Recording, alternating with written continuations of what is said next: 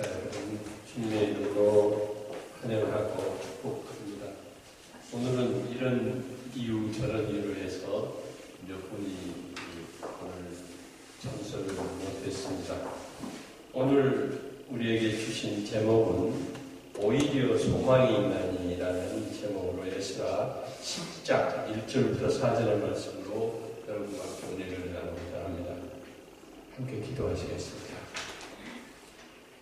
하나님 아버지, 부족한 저희들 주님 전으로 불러주시고 오늘 신령과 진정으로 주님께 경배하며 주님 만날 수 있는 시간을 허락해 주시니 감사합니다. 아버지 하나님, 오늘 오히려 소망이 있나냐 하는 제목으로 말씀을 묵상하고 나눌 때에 하늘문을 여시사 주님 함께 임재하셔서 저희 영혼 가운데 주님 만나는 귀한 시간이 될 수 있도록 축복하여 주시옵소서. 이 모든 말씀 우리 주 예수 그리스도 이름으로 감사하며 기도드렸사옵나이다. 아멘. 오늘 아까 주보에서 읽으신 대로 에스라 10장 1절부터 4절의 말씀은 구약에서 에스라서를 쓴 에스라가 포로 생활에서 예루살렘으로 돌아와서 행한 일에 관한 내용을 담고 있습니다. 오늘 본문 내용은 구약 성경에 나오는 에스라서의 내용인데, 구약 성경에서 에스라를 쓴 에스라는 아론 16대 손으로 제사장이었습니다. 그리고 율법을 가르치는 훌륭한 지도자였습니다. 바벨론이 유다 왕국을 침략했을 때 에스라 역시 포로가 됐습니다. 포로가 되었던 에스라였지만 인품이 훌륭하고 많은 도생을 해서 지배자 아닥사스다 왕이 신임을 받게 됩니다. 그리고 BC 458년경에 1800명의 동족을 이끌고 꿈에도 그리던 예루살렘으로 돌아오게 됩니다. 그러나 그가 예루살렘으로 돌아왔을 때 예루살렘은 성전이 무너져 하나도 흔적이 없었고 또 많은 백성들이 하나님을 떠나 있어서 우상을 숭배하고 이방인과 혼음을 하고 또 축적행위를 하고 온갖 참담한 모습을 보게 됩니다. 그래서 에스라가 그 당시 포로로 잡혀간 사람들은 포로 생활에 지쳐서 말씀을 잊고 살았고, 또 예루살렘에 남아있던 사람도 나라를 뺏긴 지배당하는 그 서름 속에서 원통함과 서름과 지친 삶 속에서 하나님 말씀을 외면하고 살았습니다. 그래서 에스라의 경우는 이러한 이스라엘 민족을 보고 너무너무 슬퍼하면서 말씀 회복을 해야 되겠다고 하는 결심을 하게 됩니다. 오늘 10장 1절부터 4절의 말씀은 그에 대한 말씀이니까 9장 또 8장, 7장 이것은 에스라가 예루살렘으로 돌아오는 이후부터의 모든 모습들을 기록하고 있습니다.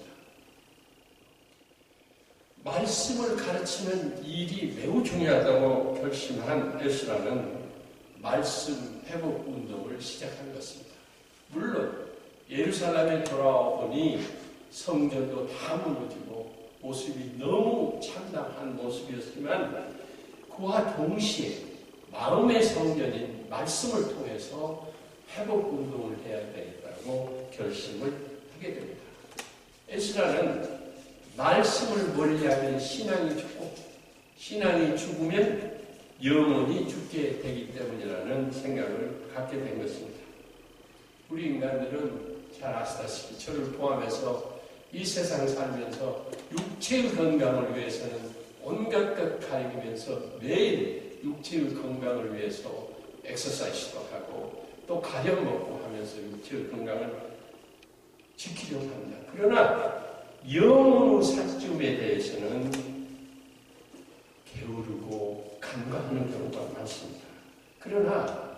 에스라의 말처럼 생명의 양식인 말씀을 먹어야 영의 양식을 얻게 되고 영을 살찌우게 되고 이럴 때만이 말씀의 몸을 나누는 모습을 통해서 하나님을 만날 수 있다고 말씀을 하고 있습니다.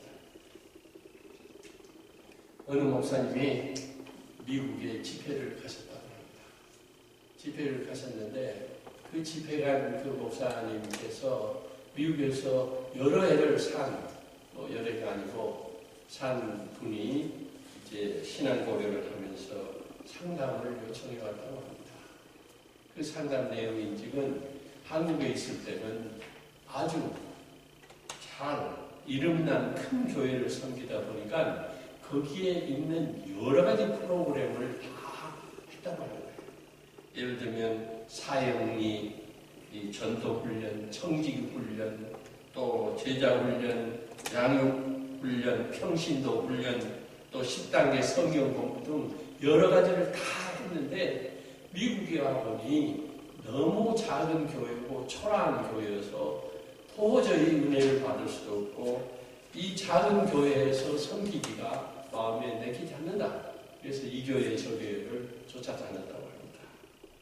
그래서 이 교회를 정하지 못했는데 목사님 어떻게 하면 좋겠습니까? 라고 물었다고 합니다. 그 목사님은 이렇게 대답을 했다고 합니다.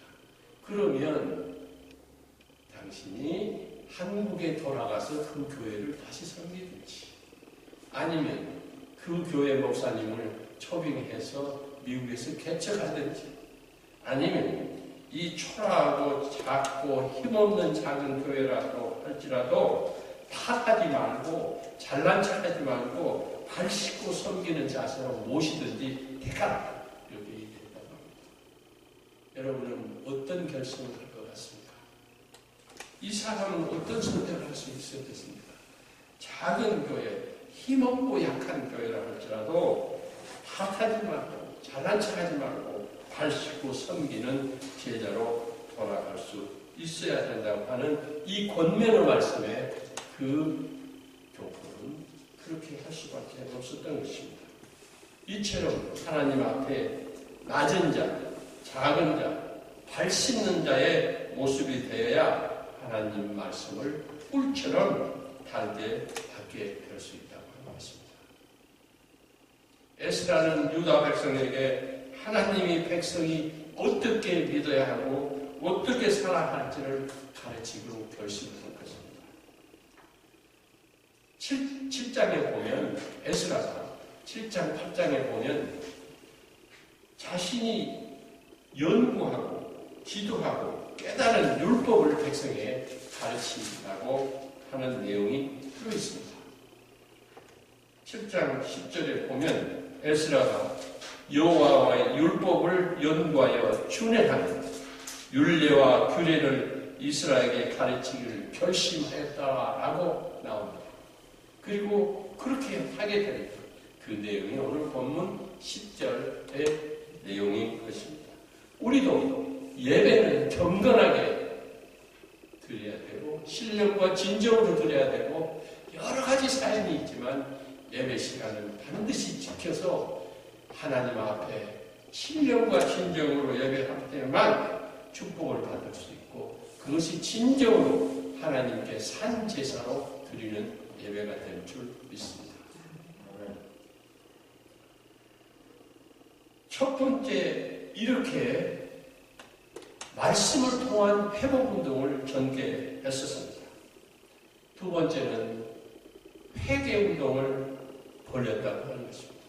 이 회개운동은 8절에 회개운동을 전개한 그 내용들이 잘 나와 있는데 8장이다. 미안합니다. 8장 21절에 보면 금식을 선포하고 우리 하나님 앞에서 스스로 겸비하여 그리고 23절에 보면 금식하며 하나님께 간구하였던 얘기를 하고 그리고 9장으로 가면 성이 무너지고 성전이 불타버리는 패망의 성 예루살렘에 남아있던 백성들에게 제사장들에게 레위인들에게 이방 우상을 섬기지 말고 또 그들과 통혼하지 말고 아내를 삼고 며느리를 삼고 뒤섞이는 죄를 범하지 말라고 하는 내용을 담고 있습니다. 에스라는 포로에서 돌아와서 이러한 모습들을 보고 기가 막혀서 간절히 기도하고 통회하고 통곡하고 엎드려서 그 민족을 위해서 기도한 모습들을 9장에 잘 기록하고 있습니다. 9장에 보면 에스라가 이 소식을 듣고 속옷과 겉옷을 찢고 머리털과 수염을 뜯으며 기가 막혀 앉으니라고 했습니다. 이 앉아있는 게 하루 종일 앉아있었던